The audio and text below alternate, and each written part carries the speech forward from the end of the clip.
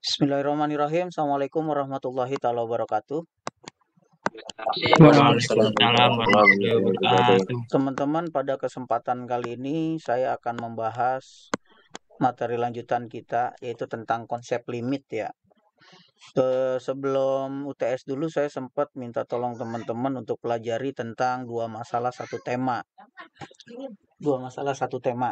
Tapi kali ini saya akan coba awali dengan konsep limit. Di layar teman-teman belum muncul ya? Oke, tunggu sebentar. Apakah sudah muncul sekarang untuk konsep limit? Sudah, Pak. Sudah ya. Jadi teman-teman, kalau teman-teman rujuk istilah limit itu dari bahasa aslinya, bahasa Inggris, itu artinya batas ya. Jadi konsep limit ini konsep di mana kita mengenal satu batas, baik itu pada interval maupun pada grafik suatu fungsi. Nah, ini dimisalkan teman-teman lihat, misalkan I ini sebuah interval dari A sampai B ya. I ini sebuah interval dari A sampai B. Lihat sumbu horizontalnya ada A dan B di sini. Dan AB-nya ini interval buka ya. Artinya AB-nya nggak ikut. Di titik A, di titik B tidak ikut. Dia dibilang di apa domainnya R real. Dan ada titik C anggota I. Ternyata si C itu di antara A dan B. Dia nggak mesti di tengah-tengah, tapi ada di I gitu.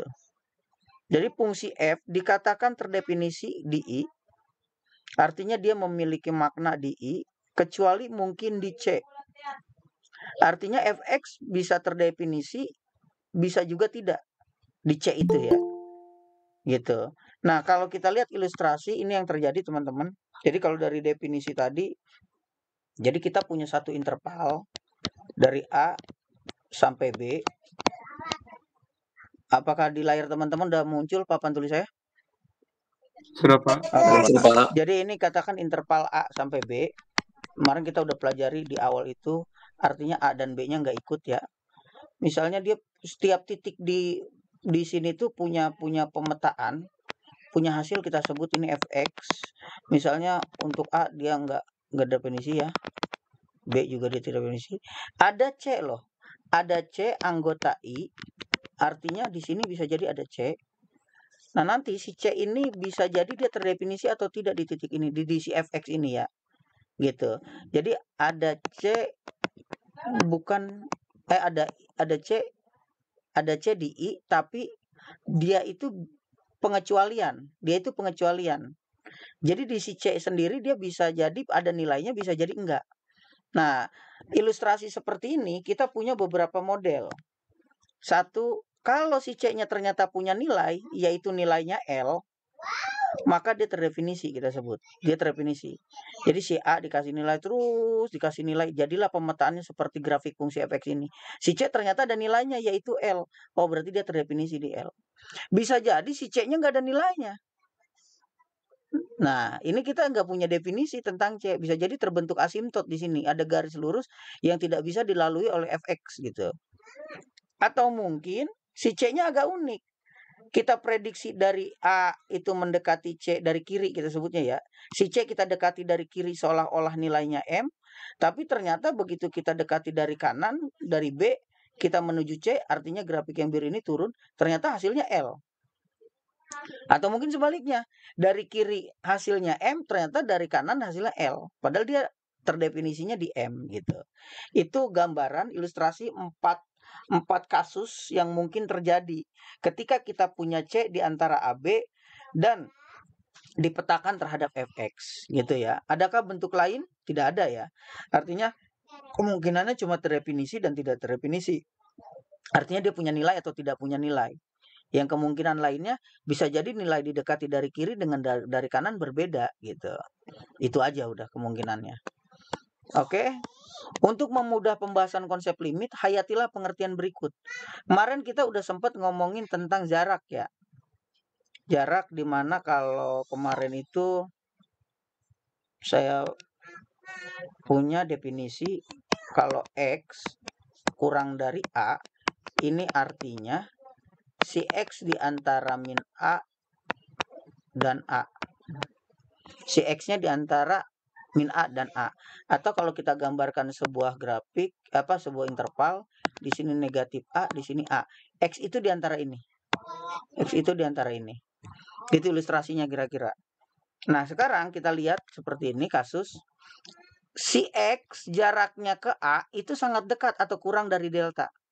Nah, ini artinya kalau kita buka, si X ke A itu kurang dari negatif delta, kurang dari delta. Sama seperti yang tadi ya. Cuma yang tadi nggak ada min A-nya. Artinya dia mau ngasih tahu, si A ini berada di antara persekitaran, di antara jarak yang sama terhadap delta. Jadi jarak si X ke A, ini dari sini nih jaraknya X ini jalan ke sini. X ini pokoknya nggak akan lebih dari A min delta, nggak akan lebih dari A plus delta. Jadi dia ada di antara sini. Jadi si X ke A itu jaraknya sangat dekat. Jadi si A itu jaraknya sangat dekat. Bahkan dia lebih kecil dari delta. Delta itu misalnya bilangan positif terkecil.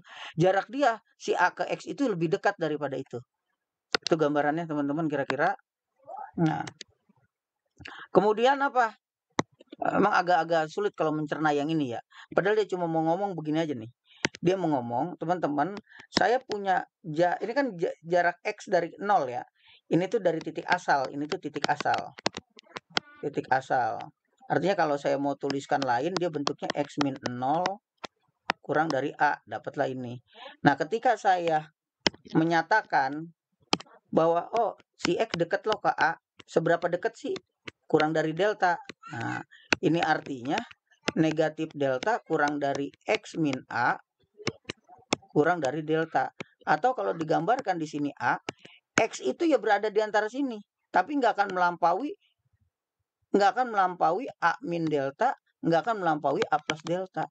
Jadi si X ini ayo aja dengan jarak yang sama ya. Kalau pada dimensi 2, dia akan membentuk sebuah cakram piringan. Ini titik pusatnya. Jadi dia melingkar aja terus. Kalau pada satu dimensi dia jadi seperti ini. Jadi seperti persekitaran kita nyebutnya ya. Gitu. Kalau di dimensi 3 dia jadinya bola.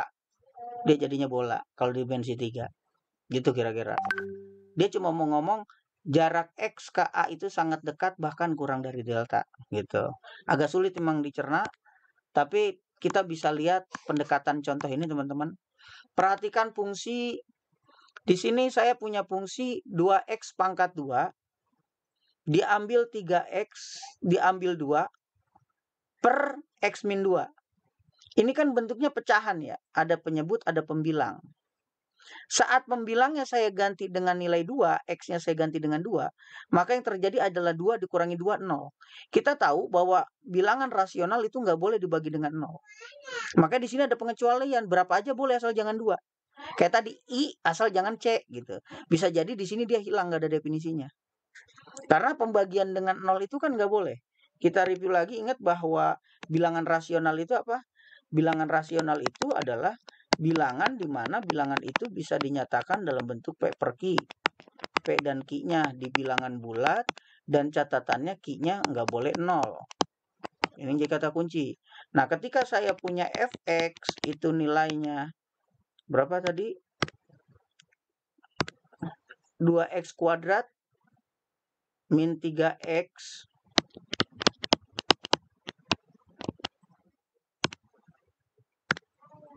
min 2 per X min 2. Di sini teman-teman bisa lihat X itu bisa kita ganti berapa aja. Asal jangan 2. Asal jangan angka 2. Kenapa 2 nggak boleh? Kenapa ini 2 nggak boleh? Karena kalau X-nya diganti 2, yang ada adalah 2 min 2. Artinya per 0. Ini tidak boleh. Ini pelanggaran. Kembali ke sini. Itu nggak boleh. Penyebutnya 0. Nah, lantas apakah saat X sama dengan 2 dia tidak punya nilai? Nah, ini bisa kita dekati secara kuantitatif. Numerik ya. Kita ganti dulu kalau X-nya 0. Semua X diganti 0. 0 dikuadratin dikali 2, 0 diambil 3 kali 0, 0 min 2. Berarti saya punya min 2 per 0 diambil min 2, min 2 bagi min 2, 1. Ya. Itu teman-teman bisa input menggunakan Excel juga. Nanti akan didapat seperti ini. Ketika X-nya 1, kita ganti dengan 1. 1 kuadrat, 1 kali 2, 2. Diambil 3, itu min 1. Min 1 diambil 2, min 3 ya. Min 3 per 1 diambil 2, min 1, min 3 per min 1, 3. Ini semua diinput. Ketika X-nya diganti 0, hasilnya 1. Ketika X-nya diganti 1, hasilnya 3. Ketika X-nya 1,9, itu 4,8. Terus kita kurangi sampai X-nya itu mendekati 2. Karena kita pengen tahu, oke, 2 dia tidak terdefinisi. Tapi ketika dia mendekati 2 kan ada nilainya. Kita bisa lihat polanya. 1 ke 3, 3 ke 4, lama-lama nih 4,8, 4,9, 4,999. Jadi kalau 1,9999 yang makin dekat ke 2, maka kita bisa narik kesimpulan di sini, oh kayaknya ini makin dekat ke 5 nih. Jadi saat X-nya mendekati 2 dari kiri, maka nilai fx-nya mendekati 5 gitu. Dari bawah ya. Jadi dia naik ke sini. Ini di angka 2. Ini di angka 2, kita dekati dari 1, ternyata ini makin naik, nilainya seolah-olah mendekati 5. Begitupun dari kanan, kita coba dari 3. Ketika 3 kita substitusi ke X, hasilnya 7. 2,1 disubstitusi ke X, hasilnya 5,2. 2,05 hasilnya 5,1 dan seterusnya. Kalau kita dekati dari kanan, dari angka 3, kita dapat sama. 7, 5,2, 5,00000. Wah, ini makin dekat juga ke 5 nih kayaknya. Jadi dari kiri dan dari kanan, ini udah mengisyaratkan hasilnya ada loh, yaitu 5 gitu. Nah, ini bisa diselesaikan ternyata secara aljabar. Jadi teman-teman, untuk tadi kasus 2x kuadrat min 3x min 2 per x min 2, yang atas bisa kita faktorkan menjadi 2x plus 1, x min 2. Yang bawahnya tetap x min 2, x min 2-nya dicoret, hasilnya adalah 2x plus 1 ya, 2x plus 1. Dari sini udah kelihatan sebetulnya. Dia udah linear. Kalau linear kan bukan pecahan. Bolehlah kita masukin nilai X-nya tadi berapa? 2. 2 kali 2, 4 tambah 1, 5. Artinya sudah sesuai di sini tuh 5. Jadi bisa kita selesaikan secara aljabar sebetulnya masih. Gitu. Nah, tapi yang mau dia sampaikan adalah teman-teman mau dikasih tahu sama dia, kalau X semakin dekat ke 2, jaraknya itu kurang dari delta 1, maka nilai fx itu mendekati 5. Kalau dipilih delta satunya 3/8, maka di sini jaraknya kurang dari 1. Kalau kita pilih delta keduanya, jarak X keduanya sangat dekat, maka kita dapat setengahnya. Sangat dekat lagi kita punya bisa jadi 1/10⁻⁶. Gitu. Yang jelas dia mau bilang, kalau ada epsilon, ini epsilon namanya, bilangan positif sembarang, carilah delta supaya kalau X kedua kurang dari delta, itu akan mengakibatkan si fx kurang dari 5, jarak fx ke 5 itu kurang dari epsilon. Jadi di sini kita munculkan istilah limit. Nah, saya ulangi ya pelan-pelan. Saya ulangi pelan-pelan. Pada kasus tadi teman-teman, si fx sama dengan 2x pangkat 2 min 3x min 2 plus 3x min 2. Betul seperti ini. Betul seperti ini ya. Kita lihat. Ya, oh min, maaf. Ini min. Per x min 2. Maka teman-teman bisa lihat di sini. Tadi grafiknya secara visual dia udah kelihatan ini. Dia akan anjak terus ini. Ketika di sini 2, ini X, ini Y ya, ini fx-nya. Ketika 2, tadi kan terjadi lubang karena nggak boleh. Ingat bahwa R berapa aja boleh asal jangan 2. Asal jangan 2 ya, asal jangan 2. Begitu kita dekati dari angka 1 ke 2, ternyata ini angkanya makin mendekati tanda-tanda kelima nih. Nah, begitupun kita mulai dari 3, ini mendekati kelima juga nih. Gitu. Ternyata ini bisa kita selesaikan secara aljabar. Oh, ternyata sebetulnya bisa loh difaktorkan. Ini 2x plus 1 dengan x min 2 per x min 2. Ini selesai. Dapatlah saya fungsi linear 2x tambah 1. Ini fx-nya. Teman-teman bisa lihat di sini. Kalau si x-nya mendekati 2, maka saya punya fx sama dengan 2 kali 2, 4 tambah 1, 5. Artinya apa?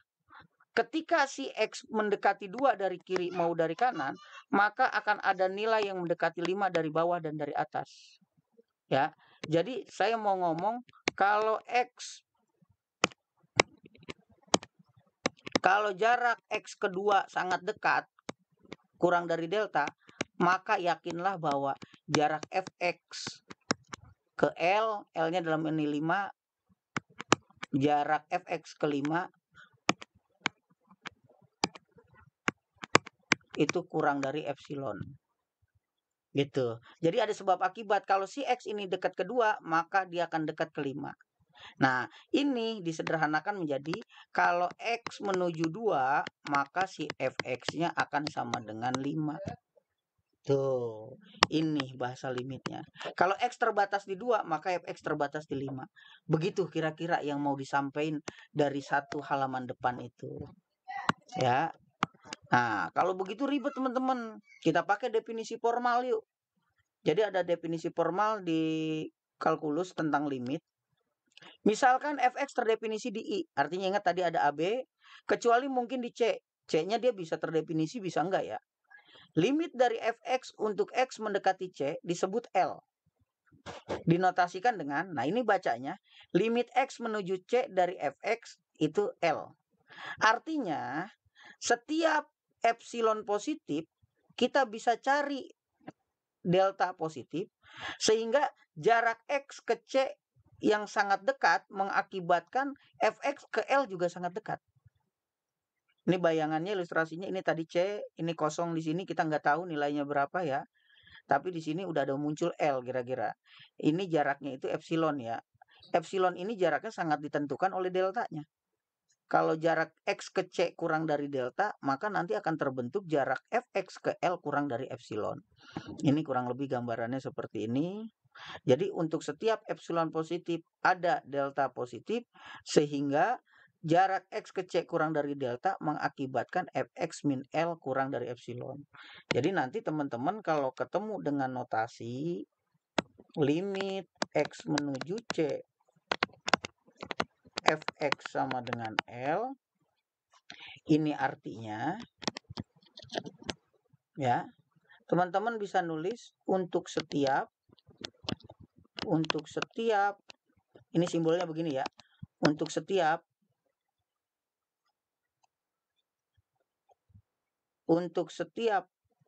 epsilon positif, delta positif, kita lihat lagi. Untuk setiap epsilon positif ya, epsilon positif ada, ini simbol ada tuh begini, ada delta positif, sehingga jarak X ke C kurang dari delta mengakibatkan jarak fx ke L kurang dari epsilon. Jadi kalau nanti saya hapus untuk setiapnya, ini pengantar aja, bahasa matematikanya begini. Jadi kalau saya tulis limit X menuju C fx sama dengan L, ini artinya untuk setiap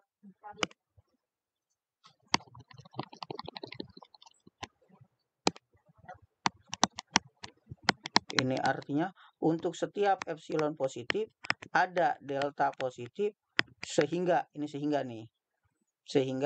jarak X min C kurang dari delta akan mengakibatkan fx min L kurang dari epsilon. Jadi ada rangkaian sebab akibat. Jadi kalau jarak tadi di horizontal dekat banget, sedekat delta, maka akibatnya jarak di fx ke L juga dekat banget, dekatnya itu kurang dari epsilon. Jadi dia juga sangat dekat. Ini epsilon dan delta ini bilangan positif sembarang. Epsilon positif, delta positif. Gitu. Ya, ini kira-kira ilustrasinya. Lumayan ruwet ya untuk definisi konsep. Kita lihat dulu. Tunjukkan. Nah, ini mulai kita disuruh tunjukkan.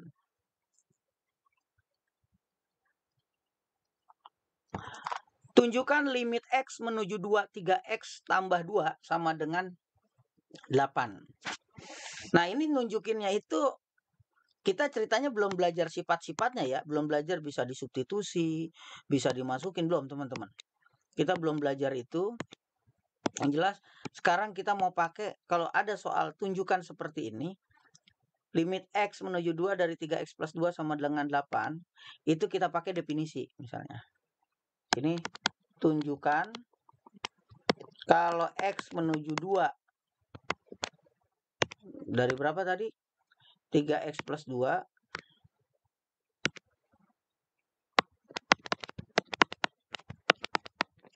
Jadi tunjukkan bahwa kalau X-nya dekat ke 2, maka 3X plus 2 akan mendekati 8. Nah, ini cara nunjukinnya gini kalau di matematika, karena ini udah ada jawabannya ya. Beda dengan soal limit X menuju 2 dari 3X plus 2 berapa ya? Nah, itu beda. Kalau ini mau dikasih tahu jawabannya 8. Dia bilang kalau X-nya dekat ke 2, maka si Fx ini tuh sepaket ini Fx, itu jaraknya dekat ke 8 loh. Beda dengan ini ya. Nah, solusinya gimana? Solusinya kayak tadi, kita pakai definisi. Untuk setiap epsilon positif, ada delta positif, sehingga jarak X kedua kurang dari delta, ini akan mengakibatkan jarak 3X tambah 2, ini kan Fx, kurang dari 8, kurang dari epsilon. Kita baru mindahin ini X, ini C, ini Fx, ini L. Yang ini bisa saya sederhanakan, 2 diambil 8 min 6 ya. Nah, ini kayak kemarin kita pakainya. Teman-teman harus cari deltanya berapa ya supaya jadi ini. Deltanya berapa ya supaya jadi ini. Nah, kemarin kita udah coba pakai analisis pendahuluan. Nah, dia bilang begini, kalau 3X min 6 kurang dari epsilon, 3-nya keluar ya. Karena saya harus merubah bentuk ini menjadi ini. 3-nya keluar, X min 2. Paham sampai sini ya? Jadi 3-nya keluar, 3 kali X, 3X, 3 kali 2 min 6. Maka saya punya X min 2 kurang dari epsilon per 3. Lihat di sini, X min 2-nya udah sama, X min 2. Di sini delta, di sini epsilon per 3. Jadi, pilih sama kita. Kan udah dianalisis pendahuluan. Deltanya sama dengan epsilon per 3. Maka, kalau saya pilih X deltanya itu epsilon per 3, maka saya punya X min 2 kurang dari epsilon per 3. Artinya, kali silang, dapatlah 3X min 6 kurang dari epsilon. Tuh sampai dari sini kita berjalan ke sini. Artinya ini benar. Kita disuruh nunjukin, bener nggak kalau dia dekat kedua kurang dari delta, ini tuh kurang dari epsilon. Kita harus nyari nilai deltanya berapa nih, supaya dia jadi ke sini. Dari sebab biar jadi akibat. Begitu cara nunjukin di matematika. Gitu. Cuma untuk keperluan teknik, ini biasanya orang matematika yang pakai. Teman-teman cukup langsung menggunakan sifat-sifat limit. Jadi ada beberapa sifat limit, dia bilang kalau limit X menuju C dari K, K ini konstanta tetap K, nggak berubah karena nggak ada X-nya ya. Kalau limit X menuju C, di sini X, substitusi aja langsung X-nya ganti sama C. Kalau KFX, K-nya boleh keluar, jangan dihitung dulu. Cari G. X-nya ini ganti dulu dengan C, nanti hasilnya baru dikali dengan K. Limit bisa masuk pada penjumlahan, limit bisa masuk pada pengurangan, limit bisa masuk pada perkalian, limit bisa masuk pada pembagian. Pada pangkat juga limit bisa masuk, pada bentuk akar juga bisa masuk. Cuma ada catatan kalau dia genap. Nah, yang paling penting ini yang 10 pamungkas, itu polinom namanya. Jadi kalau ada PX dia itu linier, polinom pangkat 1, pangkat 2 ke kuadrat, pangkat 3 ke kubik. Kalau dia linier nggak bentuk pecahan, X-nya ganti aja sama C, itu hasilnya. Nah, terakhir yang ke-11 prinsip apit. Nanti kita akan belajar ini, dia bilang kalau fx di antara gx sama hx, maka limit h-nya L, limit f-nya L, maka limit g-nya L, limit h-nya L, maka fx-nya juga mendekati L. Itu teorema Apit. Jadi kita punya nih, gx kurang dari f kurang dari h. Limit g-nya itu L, limit h-nya juga L. Ini diapit kan si f, mesti hasilnya f juga hasilnya L. Nanti kita gambarkan secara grafik ya. Nah, teman-teman, ini ada bentuk khusus, hati-hati, sifat limit trigonometri. Limit X menuju C dari sin X itu sin C, ganti aja X-nya dengan C. Cos X itu C, X-nya juga ganti dengan C, tapi jangan lakukan untuk tan ya. Jangan nanti tan X, X-nya ganti aja sama C, jangan. Kita cuma dikasih modal sin dengan cos. Kemudian ada bentuk khusus kalau X-nya menuju 0, kalau bukan 0 nggak berlaku ya. Ini khusus 0, sin X per X jadinya 1, X per sin X juga 1. Begitupun dengan tan, ini tetap 0, tan X per X 1, X per tan X juga 1. Cos belum dikasih di sini, nanti bisa jadi itu tantangan tersendiri ya. Gitu. Jadi kalau dari sini sebenarnya teman-teman udah bisa pakai lah zaman SMA. Kita coba ya, 1, 2, 3 nih boleh dicoba. Limit X menuju 3 dari contoh soal ya. Tadi ada teorema-teoremanya. Teorema itu sifat ya, sifat-sifatnya. Ini latihan. Yang pertama, X-nya menuju 3 dari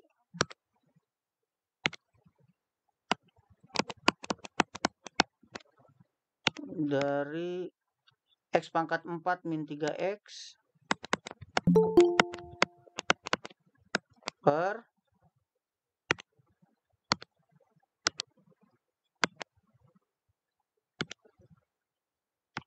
berapa tadi ya? 3X kuadrat min 5 plus 7.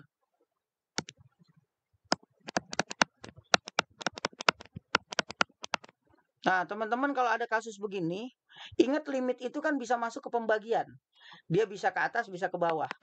Ini sama aja dengan limit X menuju 3 dari X pangkat 4 diambil 3X per, gitu kan. Limit X menuju 3 dari 3X kuadrat min 5X plus 7. Ya. Nah, kemudian kita punya apa? Limit ini kan polinom udah. Kalau polinom ya ganti aja X-nya dengan 3 langsung. Nah, kalau ganti dengan 3 saya punya 3 pangkat 4 diambil 3 dikali 3. Per, ini juga sama, polinom masuk ya. 3 dikali 3 pangkat 2 diambil 5 dikali 3 ditambah 7. Maka saya punya 3 pangkat 4 berapa? 3 kali 3, 9 kali 9, 81. Diambil 9 per 3 pangkat 2, 9 kali 3, 27. Diambil 15 ditambah 7.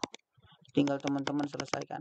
Lihat di sini penyebutnya tidak 0 ya. Tidak sama dengan 0. Artinya aman. Hati-hati kalau penyebutnya 0. Ini tinggal teman-teman cari hasilnya berapa, selesai.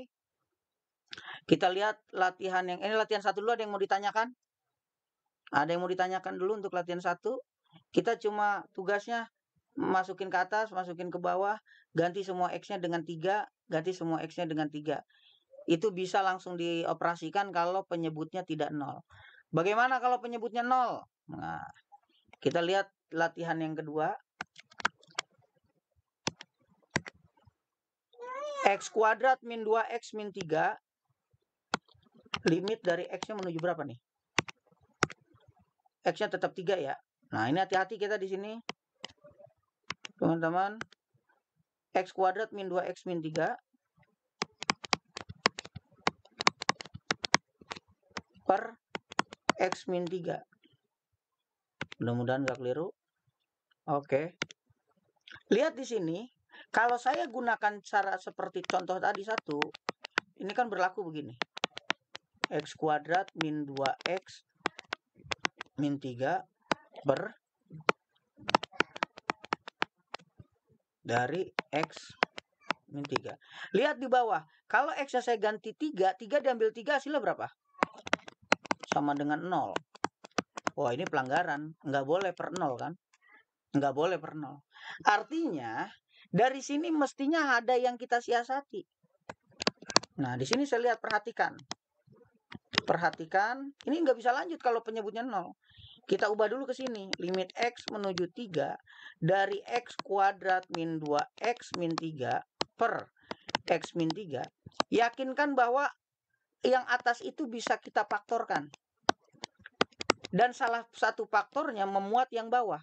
Kalau di sini X min 3, mesti di sini ada X min 3. Depannya X kuadrat berarti di sini X. Di sini min 3, di sini min 3 berarti plus 1. Karena 1 dikali min 3 kan min 3. 1 diambil 3 min 2. Nah, ini pastikan bisa seperti ini. Maaf, ada yang tertinggal, limitnya harus tetap ada. Kalau udah seperti ini dibagi ini kan 1. Maka sebetulnya soal ini tuh limit X menuju 3 dari X plus 1. Ini udah polinom. Ganti X-nya dengan 3. 3 ditambah 1 sama dengan 4. Jadi kalau X-nya menuju 3, maka si ini Fx-nya menuju 4. Gitu kira-kira teman-teman. Ada pertanyaan dulu? Saya persilahkan.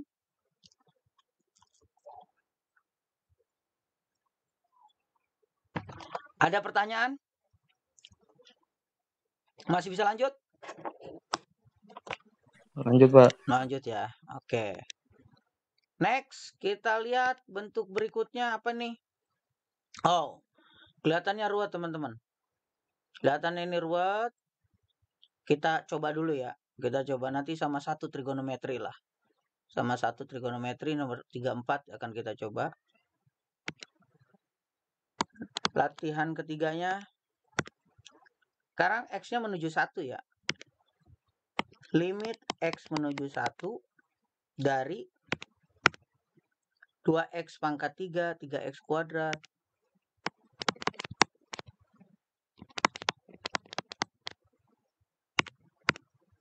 Kemudian min 2, min 3. Per penyebutnya itu X kuadrat min 1. Oke. X kuadrat min 1. Lihat di sini ketika 1 saya masukin ke bawah. Pokoknya kalau ada pecahan fokus kita ke bawah dulu. 1 kuadrat 1 diambil 1 0 nih. Repot nih urusan kalau udah ketemu 0. Maka yang atas pastikan bisa kita faktorkan. Kita coba ya. Nah, kita coba X menuju 1 dari ini harusnya bisa difaktorkan, di mana di sini X kuadrat min 1, di sini juga mengandung X kuadrat min 1. Kalau di sini X kuadrat, di sini 2X pangkat 3, berarti di sini butuh 2X. 2X dikali X kuadrat kan 2X pangkat 3 ya. Di sini min 1, di sini min 3, berarti di sini plus 3. Kan 3 dikali min 1 kan min 3. 3 dikali X kuadrat, 3X kuadrat. 2X dikali min 1, min 2X ya. Nah, yang tadi saya bilang, ini akan ketemu. Jadi sebetulnya soalnya itu yang ruwet itu sesederhana ini sebetulnya. 2X plus 3. Terakhir ganti dengan 1. 2 dikali 1 ditambah 3. Maka hasilnya 5. Gitu. Pasti itu kalau kita faktorkan di atas mengandung yang bawah dia. Gitu teman-teman. Itu untuk nomor 3 ya. Untuk nomor 3. Oke, satu contoh lagi yang trigonometri ya. Ini untuk kasus X min sin 2X per 2X tambah tan X. Oh, ini udah ada kata kunci X-nya menuju 0. Berarti kita bisa pakai yang nomor 2 atau mungkin nomor 3 ya. Nomor 2 atau nomor 3. Kita bisa coba teman-teman, ini sedikit manipulatif dari fungsi trigonometri. Limit X menuju 0 dari X min sin 2X. X min sin 2X per 2X tan X.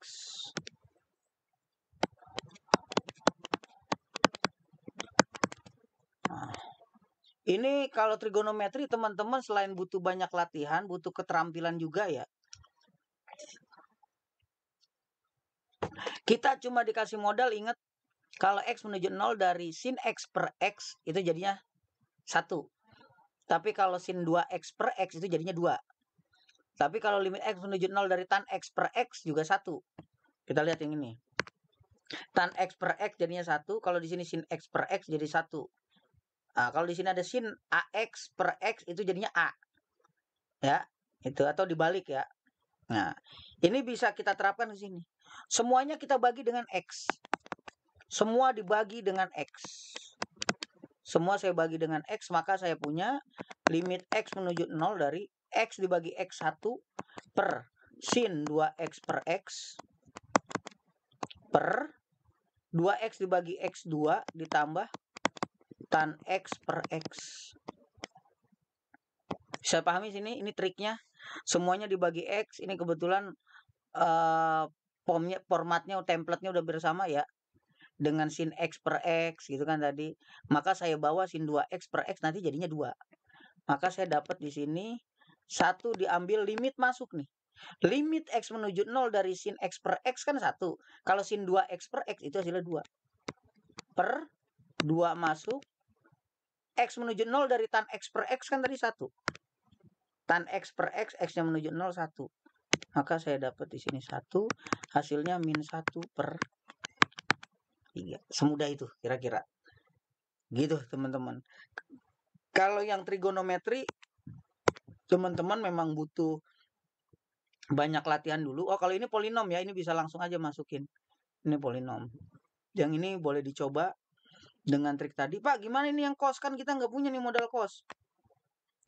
Ya kan? Tapi di sini kan bukan 0. Di sininya X menuju pi. Cobain dulu 2pi ini berarti berapa derajat. Kalau pernya 0, berarti sin 2pi bisa kita rubah jadi 2 sin cos ya. Nah, itu trik lah, trik trigonometri. Jadi kurang lebihnya seperti itu pengerjaan soal dengan menggunakan sifat-sifatnya. Jadi sifat-sifat ini yang bisa kita pakai teman-teman.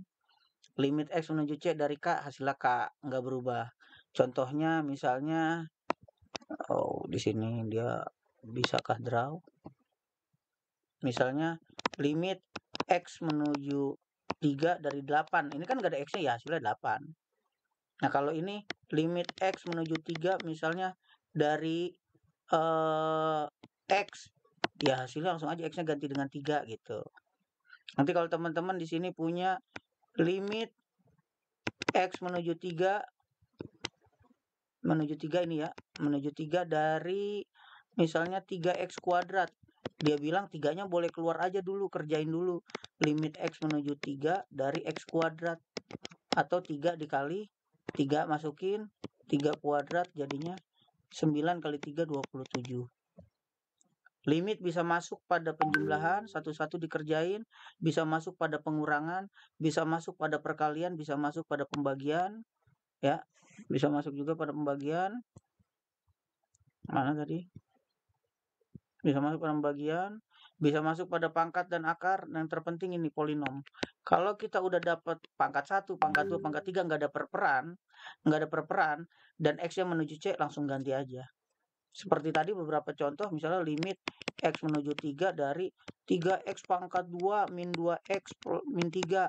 Ya ini langsung aja. 3 pangkat 2 kali 3, 27, diambil 2 kali 3, 6, diambil 3, tinggal cari hasilnya berapa.